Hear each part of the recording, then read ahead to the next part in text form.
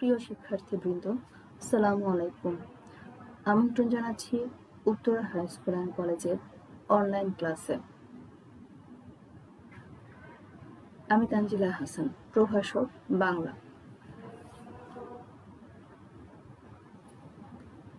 আমি আজকে যে বিষয়টা নিয়ে কথা বলবো সেটা হচ্ছে লোকলোকান্তর কবিতার সৃজনশীল প্রশ্ন। আমার গত ভিডিওতে আমি তোমাদেরকে দেখিয়েছি, আমার গত ক্লাসে আমি তোমাদেরকে এই লোকলোকান্তর কবিতার জ্ঞানমূলক প্রশ্ন এবং অনুধাবনমূলক প্রশ্ন নিয়ে আলোচনা করেছি। সৃজনশীল প্রশ্নের আরো দুটো অংশ থাকে, সেটা হচ্ছে গ এবং ঘ। এই গ এবং ঘ এই দুটা প্রশ্ন, একটা হচ্ছে প্রয়োগ এবং আরেকটা হচ্ছে উচ্চতর দক্ষতা। প্রয়োগ এবং উচ্চতর দক্ষতা এই দুইটা প্রশ্নের উত্তর করার জন্য আমাদের দরকার হচ্ছে উদ্দীপক। আমি আজকে ছোট্ট একটা উদ্দীপক দিয়ে তোমাদের সেই প্রয়োগ এবং উচ্চতর দক্ষতা প্রশ্ন নিয়ে আলোচনা করব। তোমরা ইতিমধ্যে জানো যে কবি আল মাহমুদের এই লোকলোকান্তর কবিতাটি আমাদের দিলাফরোজ ম্যাডাম পড়িয়েছেন, তোমাদেরকে আলোচনা করিয়েছেন। তিনি কবি, কবিতার বিষয়বস্তু, মূল ভাব এগুলো নিয়ে বিস্তারিত আলোচনা করেছেন। তো সেই জায়গা থেকে এরপরে আমি গত ক্লাসে তোমাদের লোকলোকান্তর কবিতার জ্ঞানমূলক এবং অনুধাবনমূলক প্রশ্নগুলো নিয়ে আলোচনা করেছি। আমি কিছু জ্ঞানমূলক প্রশ্ন এবং অনুধাবনমূলক প্রশ্ন তোমাদেরকে দিয়েছি এবং আজকে আমরা তার পরবর্তী দুইটা প্রশ্ন, প্রয়োগ এবং উচ্চতর দক্ষতা নিয়ে আলোচনা করব। তোমরা ইতিমধ্যে পরীক্ষার সিলেবাস পেয়ে গেছো, সেখানে আমাদের এই কবিতাটাও দেয়া আছে। আশা করি তোমাদের প্রস্তুতি কিছুটা সফল হবে। তোমরা প্রস্তুতি নিচ্ছ ভালো করে, আশা করছি বাসায় ভালো করে পড়ালেখা করছো। তো লোকলোকান্তর কবিতার বিষয়বস্তু নিয়ে নতুন করে কিছু বলছি না, আমরা আজকে সরাসরি চলে যাচ্ছি আমাদের গ এবং ঘ যে প্রশ্নটা, সেই প্রশ্নের উত্তরের জন্য। তার আগে আমরা এখানে একটু দেখি যে আজকে আমরা কি উদ্দীপক দিয়েছি এবং সেই উদ্দীপকটা নিয়েই আমরা আজকে কথা বলবো এবং তার কিছু প্রশ্ন দেওয়া হয়েছে, সেই প্রশ্নগুলো নিয়ে আমরা কথা বলবো। তো আমরা দেখতে পাচ্ছি এখানে একটা উদ্দীপক দেয়া আছে, কিছু কবিতার লাইন দেয়া আছে। আমি কিছু কবিতার লাইন দিয়েছি এখানে, উদ্দীপকটা আমি পড়ছি, দেখো। কাকের চোখের মতো কালো চুল এলিয়ে, পানিতে পা ডুবিয়ে, রাঙা উৎপল যার উপমা, হৃদয় ছুঁয়ে যাওয়া স্নিগ্ধ নীলাম্বরীতে দেহ ঘিরে, যে দেহের উপমা স্নিগ্ধ তমাল, তুমি আমার পূর্ব বাংলা, পুলকিত স্বচ্ছলতায় প্রগাঢ় নিকুঞ্জ। এটা আমার পূর্ব বাংলা কবিতার কয়েকটা লাইন এখানে তুলে দেওয়া হয়েছে। তো আমরা লোকলোকান্তর কবিতাটা নিয়ে যখন আলোচনা করেছিলাম তখন আমরা সেখানে বলেছিলাম যে কবিতার বিষয়বস্তু হচ্ছে এখানে কবির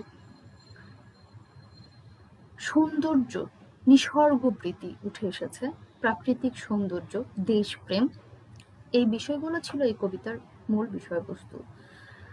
কবি আল মাহমুদ প্রাকৃতিক সৌন্দর্যের সূক্ষ্ম, খুব সুন্দর বর্ণনা এই কবিতায় দিয়েছেন। তো সাধারণত উদ্দীপক কবিতার বিষয়বস্তু নিয়ে সাথে মিল রেখেই থাকে অথবা বিপরীত অর্থ থাকে। তো আমরা এখানে যে উদ্দীপকটা পেলাম, এখানে উদ্দীপকের যে বিষয়টা বলে দিয়েছে, তুমি আমার পূর্ব বাংলা, পুলকিত স্বচ্ছলতায় প্রগাঢ় নিকুঞ্জ। কবিতার লাইনগুলো দেখে আমরা কিছুটা হলে বুঝতে পারছি যে এখানে প্রাকৃতিক সৌন্দর্য তুলে দেওয়া হয়েছে এবং এই প্রাকৃতিক সৌন্দর্যগুলো তোমার কিছু উপমা দিয়ে, উপমামূলক কিছু শব্দ ব্যবহার করে প্রাকৃতিক সৌন্দর্যগুলো বর্ণনা করা হয়েছে। কবি এই কবিতাতেও আমরা যে বিষয়টা দেখতে পাচ্ছি যে এখানে প্রাকৃতিক সৌন্দর্যের একটা বর্ণনা দেয়া হয়েছে।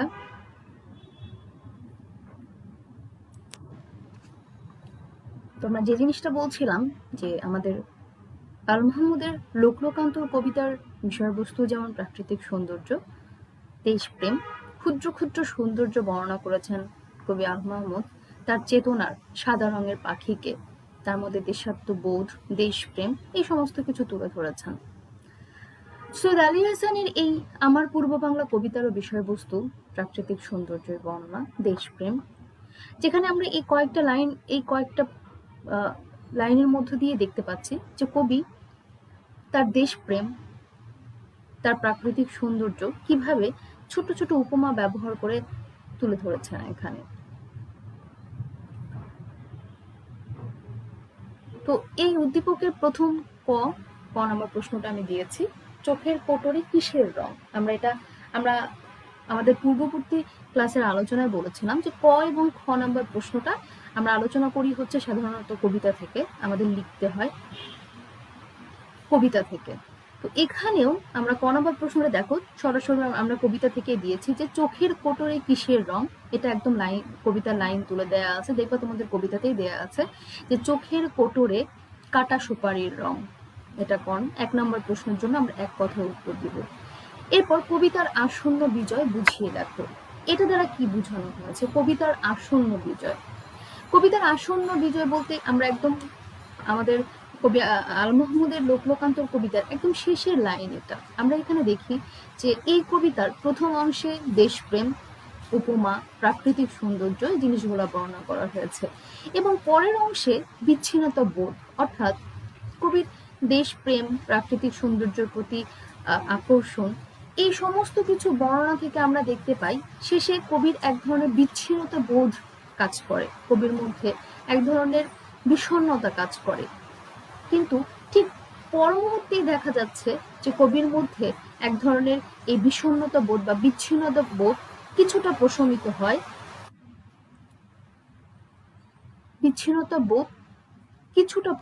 হয়, কবির মধ্যে যখন তার সৃষ্টি, তার কবিতা থেকে যাবে। এটাকেই কবিতার আসন্ন বিজয় বলেছে। তো আমরা যে জিনিসটা দেখতে পাচ্ছি যে এই যে জাগতিক যে সমস্ত কিছু আছে, কবির জাগতিক বিষয়বস্তুর প্রতি যে টান অনুভব করেন তিনি, এবং তার মধ্যে যখন মনে হয় যে এই জাগতিক বিষয়বস্তু থেকে বিচ্ছিন্ন হয়ে সমস্ত কিছু ছেড়ে একটা সময় চলে যেতে হবে, এই বেদনা কবিকে খুবই বিমর্ষ করে। কবি খুব বিমর্ষ হয় এই বেদনায়, যে বিচ্ছিন্নতা বোধ, তাকে ছেড়ে চলে যেতে হবে, ছেড়ে চলে যাবে সমস্ত কিছু ছেড়ে। এই যে বিচ্ছিন্নতা বোধ, এই বিচ্ছিন্নতা বোধ কিছুটা প্রশমিত, অর্থাৎ কিছুটা দূর করে, যেটা যে কবিতার বিজয়। এবং কবিতার বিজয়টা হচ্ছে নতুন সৃষ্টি, কবিতার নতুন সম্ভাবনা, নতুন সৃষ্টি, কবিতা থেকে যাবে, তার সৃষ্টি থেকে যাবে।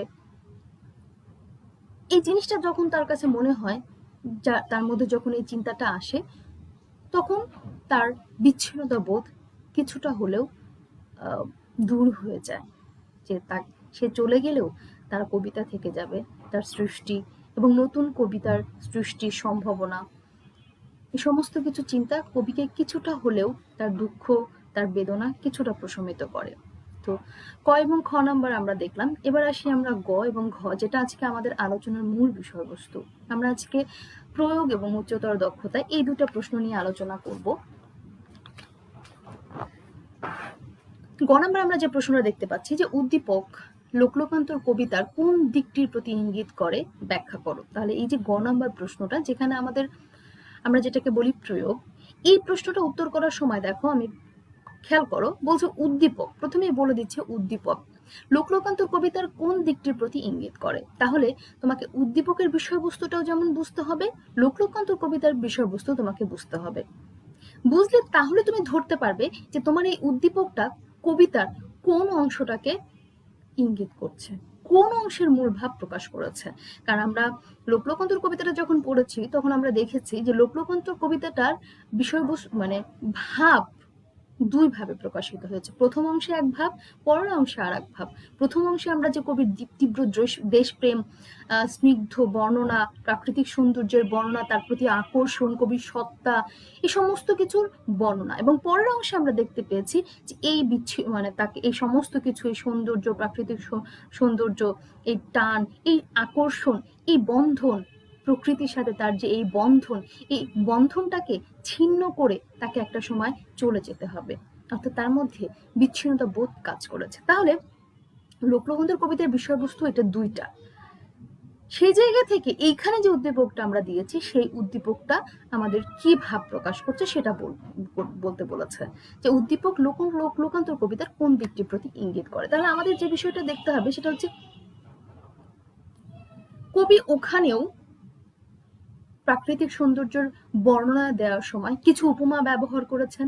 এইখানেও আমরা দেখতে পাচ্ছি যে কবি এই কবিতাতেও, এই আমার পূর্ব বাংলা কবিতা, সৈয়দ আলী হাসানও প্রাকৃতিক সৌন্দর্যকে বর্ণনা দেওয়ার সময় কিছু উপমা ব্যবহার করেছেন, কিছু শব্দ যেগুলোকে আমরা বলি উপকরণ, অনুষঙ্গ।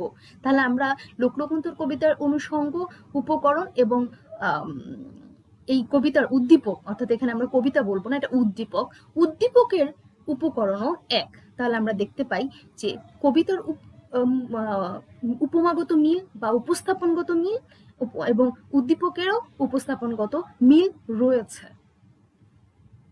তাহলে এখানে মূল যে বিষয়টা তোমাকে বলতে হবে যে লোকলোকান্তর কবিতায় যে উপমা, যে অনুষঙ্গ বা যে কাব্যিক উপকরণ ব্যবহার করা হয়েছে, উদ্দীপকেও আমরা সেই উপকরণ, এক কথায় দেশপ্রেম, প্রাকৃতিক সৌন্দর্যের বর্ণনার উপস্থাপনগত মিল রয়েছে। এবার আসো বিস্তারিত আলোচনা। এই যে আলোচনাটা এখানে, এই আলোচনাটা আমাকে লোকলোকান্তর কবিতা থেকে কিছু অংশ দিতে হবে এবং উদ্দীপক থেকে কিছু অংশ দিতে হবে। উদ্দীপক এবং কবিতা মিলে তোমাকে এই গ এবং ঘ উত্তর করতে হবে, যেটা আমরা শুরু থেকে বলে আসছিলাম। তাহলে এখানে আমরা কবিতার বিষয়বস্তুটা দেখি। কবিতার বিষয়বস্তুকে আমরা যেটা শুরুতেই বলেছিলাম যে কাব্য চেতনা কাজ করেছে, কবির যে কাব্য চেতনা, যেটাকে তিনি একটা কবির যে সৌন্দর্য চেতনা, কবির যে প্রাকৃতিক সৌন্দর্যের প্রতি বা কবির যে সত্তা, সেই সত্তা বা কবির কাব্য চেতনা, সেই চেতনা বা সত্তাকে কবি একটা সাদা রঙের পাখির সাথে তুলনা করেছেন, সাদা সত্যিকার পাখির তুলনা করেছেন, যে পাখি সবুজ অরণ্যে চন্দনের ডালে বসে থাকে, তারপর বন্য পানলতা সুগন্ধ পরাগের সঙ্গে যে পাখির ঠোঁট, চোখ, নাক মাখামাখি হয়ে যায়, অর্থাৎ তার কাব্যবোধ, অর্থাৎ কবির কাব্যবোধ বা কাব্য চেতনা মূলত প্রকৃতির যে এই যে অসাধারণ কিছু অনন্ত সুন্দর যে উপকরণ প্রকৃতির, তার সাথে মিশে একাকার হয়ে গেছে। এবং এখানেও ঠিক কবির যে বর্ণনা, এই উদ্দীপকেও যে বর্ণনাগুলো দেয়া হয়েছে, ঠিক কাকের চোখের মতো কালো চুল এলিয়ে পানিতে পা ডুবিয়ে রাঙা উৎপল যার উপমা, হৃদয় ছুঁয়ে যাওয়া স্নিগ্ধ নীলাম্বরীতে দেহ ঘিরে যে দেহের উপমা স্নিগ্ধ তমাল, তুমি আমার পূর্ব বাংলা পুলকিত স্বচ্ছলতায় প্রগাঢ় নিকুঞ্জ। দেশপ্রেম, কি অসাধারণ দেশপ্রেম কবি প্রকাশ পেয়েছে প্রতিটা লাইনে। তাহলে আমরা এখানে যে বিষয়টা বলছি, যেখানে কাব্যিক উপকরণগত মিল রয়েছে উদ্দীপক এবং কবিতার মধ্যে, এবং কবির যে সত্তা, কবির যে প্রকৃতি সৌন্দর্য চেতনা, সেই সৌন্দর্য চেতনার সাথে এখানে বর্ণনা দেওয়া হয়েছে। এবং এখানে দেখো কবি এখানে পূর্ব বাংলাকে কাকের চোখের মতো কালো চুল, তারপর পানিতে ডোবানো রাঙা উৎপলদের সাথে তুলনা করেছেন। ঠিক ওখানে আল মাহমুদ তার সৌন্দর্য চেতনা বা কাব্য চেতনা বা তার যে সত্তা, তাকে পাখির সঙ্গে তুলনা করেছেন। কবি বলেছেন পূর্ব বাংলার দেহ ঘিরে আছে স্নিগ্ধ নীলাম্বরীতে, যা তার হৃদয়ে ছুঁয়ে যায়। স্নিগ্ধ তমালকে তিনি পূর্ব বাংলার দেহের উপমা হিসেবে ব্যবহার করেছেন। পূর্ব বাংলাকে তিনি তার পুলকিত স্বচ্ছলতায় প্রগাঢ় নিকুঞ্জ বলে অভিহিত করেছেন। একজন কবি এই যে প্রকৃতির এই যে সৌন্দর্য নিসর্গের এই অবাধ সৌন্দর্য বর্ণনা করতে গিয়ে এই যে কিছু শব্দ, কিছু উপমা ব্যবহার করছেন, যেটা আমরা কবি আল মাহমুদের লোকলোকান্তর কবিতাতেও আমরা দেখতে পাচ্ছি। যেন শব্দমালাগুলো একটা আরেকটার সাথে যেন বেঁধে দিয়েছেন, ছন্দের সাথে বেঁধে দিয়েছেন। লোকলোকান্তর কবিতায় আমরা কবিতা শুরুর অংশটাতে পড়লে আমরা যে জিনিসটা দেখতে পাই, যে প্রকৃতির অসম্ভব সুন্দর চিত্র, মানে মনে হয় যে ক্যানভাসে আঁকা কোনো চিত্র আমাদের সামনে তুলে ধরেছেন কবি। ছোট ছোট ছোট ছোট উপকরণের মাধ্যমে প্রকৃতির সৌন্দর্য বর্ণনা দিয়েছেন তিনি। ঠিক সেই উপমা, সেই উপকরণ গুলো যেরকম লোকলোকান্তর কবিতায় আমরা পেয়েছি, এখানে উদ্দীপক আমরা সেই জিনিসটাই পেয়েছি। ঘ নাম্বার প্রশ্নটা, অর্থাৎ উচ্চতর দক্ষতা। উদ্দীপকের সঙ্গে লোকলোকান্তর কবিতার একটি তুলনামূলক আলোচনা করো। এখানে আসবে লোকলোকান্তর কবিতার পুরোটার মূল ভাব এবং উদ্দীপকের মূল ভাব, এবং দুইটা একসাথে।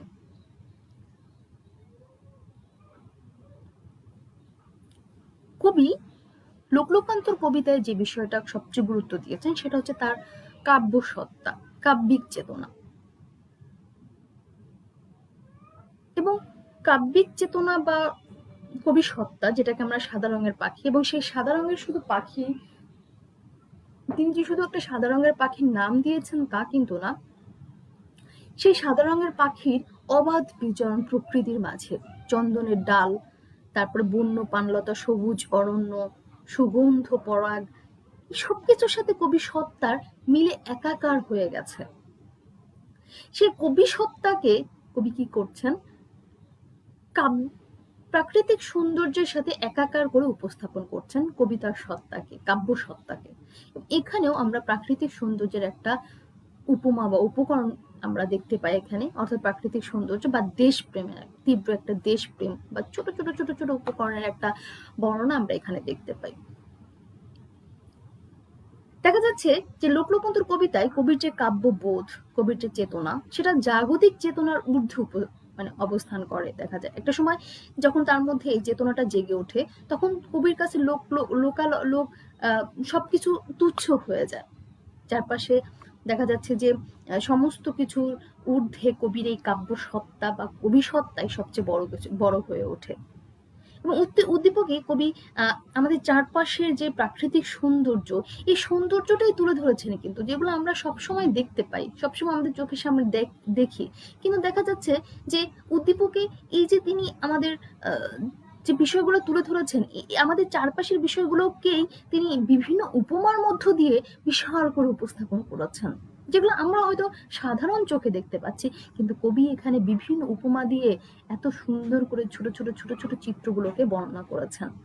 কবি বলেছেন পূর্ব বাংলার উপমা হচ্ছে কাকের চোখের মতো কালো চুল, যেটা আমরা একটু আগেই বললাম, এবং কালো চুল পানিতে পা ডুবিয়ে রাঙা উৎপল, যার উপমা।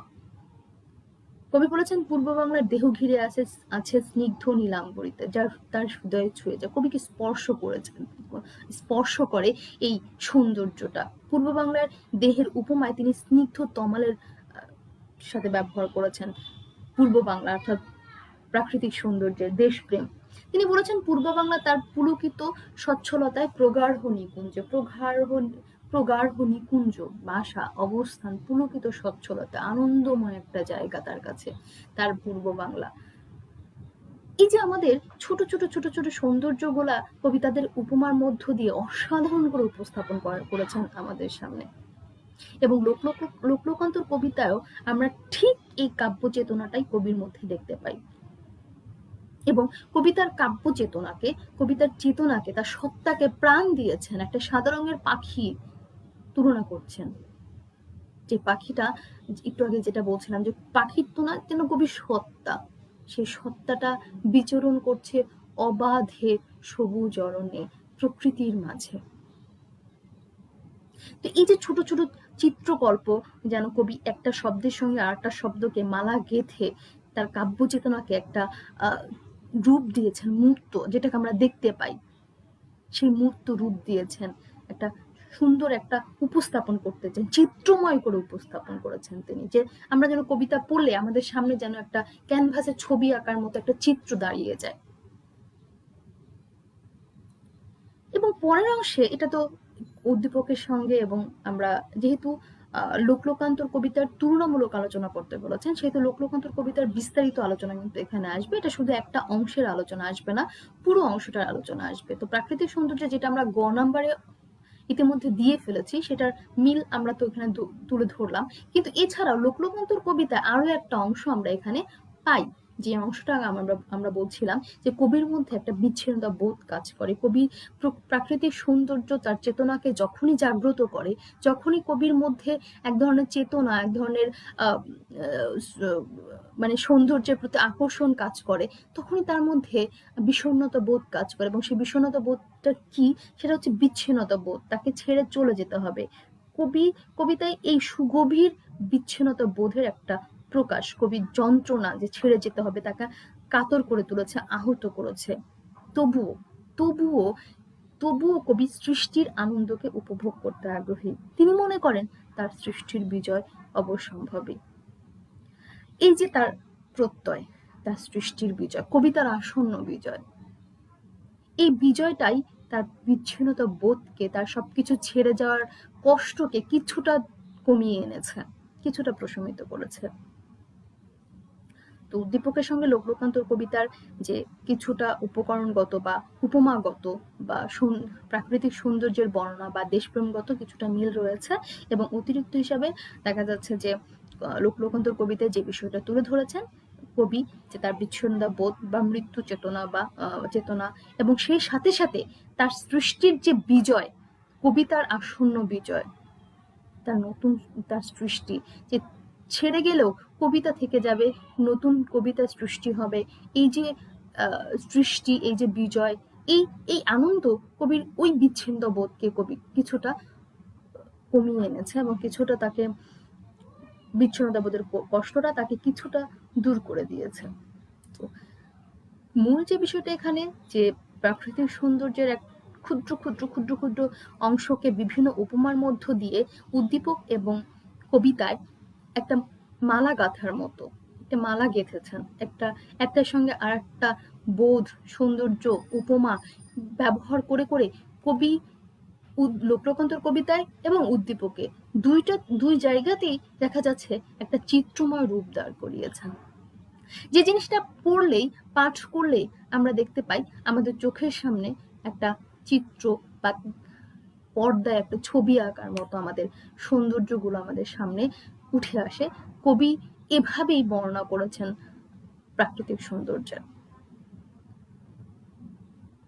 কবির এই লোকলোকান্তর কবিতায় কবির কাব্য প্রকাশটা, কবিতার ভাষা, কবির কাব্যিক চেতনাটার প্রকাশ ব্যাপক, এবং উদ্দীপকে দেখা যাচ্ছে যে ওই ব্যাপকতাটা এসেছে, কবির সেই কাব্য চেতনার ব্যাপকতাটা এসেছে, কিন্তু উদ্দীপকে হচ্ছে বিচ্ছিন্নতা বোধ, কবির মধ্যে যে বিচ্ছিন্নতা বোধ বা ছেড়ে যাওয়ার কষ্ট, যেটা তাকে কাতর করেছে, আহত করেছে কবিকে, সেই ভাবটা অনুপস্থিত, সেই ভাবটা এখানে নেই। শুধু প্রাকৃতিক সৌন্দর্য, কবির কাব্য চেতনা, দেশপ্রেম, এই বিষয়গুলো উদ্দীপকের কবিতার সঙ্গে এবং উদ্দীপকের সঙ্গে আমরা মিল খুঁজে পাই। কিন্তু ছেড়ে যাওয়া, কবির মধ্যে বিষণ্ণতা কাজ করেছে, কবিকে আহত করেছে, কবির প্রাকৃতিক তুচ্ছ হয়ে যাবে, লোকালয় যা কিছু আছে সমস্ত তুচ্ছ হয়ে যাবে, এই যে বিচ্ছিন্ন বোধ, এই কষ্টটা এই উদ্দীপকে অনুপস্থিত। তো এই হচ্ছে উদ্দীপকের বিষয়বস্তু। এবং আমরা গ এবং ঘ প্রশ্নের উত্তর, আমরা গ এবং ঘ প্রশ্নের উত্তর করার সময় আমাদের মূল যে বিষয়টা খেয়াল রাখতে হবে সেটা হচ্ছে এখানে প্রয়োগ এবং গ এবং ঘ না বলি, আমরা প্রয়োগ এবং উচ্চতর দক্ষতা প্রশ্নের বিষয়টায় আসি। যে প্রয়োগে যে জিনিসটা থাকবে উদ্দীপক এবং তোমার কবিতার কিছু অংশের বর্ণনা, কিন্তু ঘ অর্থাৎ উচ্চতর দক্ষতায় যে প্রশ্নটা থাকবে সেখানে কবিতা এবং উদ্দীপকের বিস্তারিত আলোচনা। তো এই প্রয়োগ এবং উচ্চতর দক্ষতা দুটো প্রশ্নের উত্তর করার জন্য তোমাকে উদ্দীপকটাও বুঝতে হবে এবং কবিতাটা সবার আগে তোমাকে বুঝতে হবে। তুমি কবিতাটা না বুঝলে উদ্দীপকের সঙ্গে তোমার কবিতার মিল কোথায়, কোথায় মিল আছে, কোথায় অমিল আছে, এই জিনিসগুলো তোমরা কিন্তু বুঝতে পারবে না, এই বিষয়বস্তুগুলো খুঁজে বের করতে পারবে না। তো এই যে মিল অমিল, তুলনা, তারপর সাদৃশ্য বৈসাদৃশ্য, এগুলো বোঝার জন্য তোমাকে খুঁজে বের করার জন্য, যেটা প্রয়োগ এবং উচ্চতর দক্ষতাতে থাকে সাধারণত, যে মিল অমিল, তারপর সাদৃশ্য বৈসাদৃশ্য, এগুলো খুঁজে বের করতে বলা হয় প্রয়োগ এবং উচ্চতর দক্ষতা এই দুটা প্রশ্নে। তো সেই জায়গা থেকে তুমি যদি এই দুটো প্রশ্ন ঠিক মতো উত্তর করতে চাও, তাহলে তোমাকে সবার আগে যে কাজটা করতে হবে সেটা হচ্ছে কবিতাটা ভালো করে আগে বুঝতে হবে। কবিতা বা গদ্য বা যে জিনিসটাই বলো না কেন, এই দুটো জিনিসই তোমাকে খুব সুন্দর করে পুরোটা আত্মস্থ করতে হবে কবিতার বিষয়বস্তু। যেখানে আমরা লোকলোকান্তর কবিতায় কবির কাব্যসত্তা খুঁজে পাই, প্রাকৃতিক সৌন্দর্যের কাব্য চেতনার যে একটা প্রকাশটা পাচ্ছি, এবং দেখা যাচ্ছে বিচ্ছিন্নতা বোধের একটা যন্ত্রণা কাজ করছে তার মধ্যে, এবং কবিতার বিজয় বা সার্বভৌমত্ব, কবিতার সমস্ত কিছুর উপরে কবিতার একটা বিজয়, সৃষ্টির আনন্দ কাজ করেছে। তারপর হচ্ছে দেখা যাচ্ছে যে কবির প্রকৃতিকে ছেড়ে যাওয়ার একটা কষ্ট, তারপরে কবির যে সৌন্দর্য প্রীতি, দেশপ্রেম, সেটাও একটা বিষয়। তো সবকিছু মিলিয়ে এগুলা ছোট ছোট ছোট ছোট অংশ তোমাকে কবিতা থেকে বের করতে হবে। এই ছোট ছোট অংশগুলো যখন তুমি কবিতা থেকে আলাদা করতে পারবে, ছোট ছোট ভাবগুলো যখন তুমি আলাদা করে ফেলতে পারবে, তখন দেখতে পাবে যে তোমার উদ্দীপকটাও তুমি তখন বুঝতে পারবে এবং উদ্দীপকের বিস্তারিত বিষয়গুলো তোমরা আলোচনা করতে পারবে। আর তোমার কবিতাটা খুব ভালো করে বোঝার জন্য তোমার যে মূল ভাবটা দেয়া হয়েছে, মূল ভাবটা ভালো করে পড়বে এবং প্রত্যেকটা লাইন এর অর্থ, শব্দের অর্থ, এই সবগুলো জিনিস সম্পর্কে ভালো করে জানবে, বুঝবে এবং শব্দার্থগুলো দেয়া আছে, শব্দার্থে দেখবে লাইনগুলো দিয়ে ব্যাখ্যা করা আছে এবং সর্বোপরি অনুধাবনমূলক যে প্রশ্নগুলো আছে সেই অনুধাবনমূলক প্রশ্নগুলো বেশি বেশি অনুশীলন করতে হবে। এবং অনুধাবনমূলক প্রশ্নগুলো সাধারণত এরকম হয় যে কবিতা থেকে তোমাকে লাইনগুলো তুলে দিয়ে ব্যাখ্যা করতে বলা হয়। তো প্রত্যেকটা লাইনের ব্যাখ্যা যদি তুমি বুঝতে পারো, তাহলে তুমি কিন্তু কবিতাটা সম্পূর্ণ মূল ভাবটা নিজের মধ্যে নিতে পারবে। তো যখন কবিতার ভাবটা ধারণ করতে পারবে, তো সেখানে সেটার সাথে যে উদ্দীপকই দেখ না কেন, মিল অমিল, সাদৃশ্য বৈসাদৃশ্য, তুলনামূলক আলোচনা, যেটাই হোক না কেন, তুমি বের করে ফেলতে পারবে উদ্দীপক পড়েই। তো এই হচ্ছে প্রয়োগ এবং উচ্চতর দক্ষতা প্রশ্ন নিয়ে আলোচনা। আশা করছি তোমাদের কিছুটা হলেও উপকার হবে। আশা করি ক্লাসগুলো শুনবে, মনোযোগ দিয়ে শোনার চেষ্টা করবে কথাগুলো, যে কথাগুলো বলা হয়েছে। যখন আমরা ক্লাস নিই তখন সাধারণত এইভাবে বিস্তারিত উদ্দীপক, প্রয়োগ, উচ্চতর দক্ষতা এই বিষয়গুলো নিয়ে আলোচনা খুব কমই করা হয় সময়ের অভাবে। দেখা যায় যে আমাদের যে সিলেবাস থাকে সেই সিলেবাসগুলো শেষ করার মানে তাড়া থাকে একটা, যার কারণে কবিতা, মূল ভাব এগুলো নিয়ে আলোচনা করতে করতে সময় চলে যায়। তো এখানে এখন আমরা এই যে খুব অংশ ভাগ করে করে জ্ঞানমূলক, অনুধাবনমূলক, তারপর প্রয়োগ, উচ্চতর দক্ষতা এই বিষয়গুলো নিয়ে বিস্তারিত আলোচনা করতে পারছি। আশা করি তোমরা কিছুটা হলেও তোমাদের কাজে দিবে এবং কিছুটা হলেও তোমরা শুনবে এবং এগুলো শুনে নিজেরা তোমাদের মতো করে প্রস্তুতি নিতে থাকবে। ভালো থাকবে সবাই, সুস্থ থাকবে। আর তোমাদের যে পরীক্ষার সিলেবাস দেয়া হয়েছে সেই অনুযায়ী তোমরা প্রস্তুতি নিতে থাকো, সেই অনুযায়ী আগাতে থাকো। সবাই পরীক্ষা দাও। আশা করছি তোমাদের প্রস্তুতি ভালো হবে। সুস্থ থাকবে সবাই, সাবধানে থাকবে, ভালো থাকবে সবাই। আসসালামু আলাইকুম।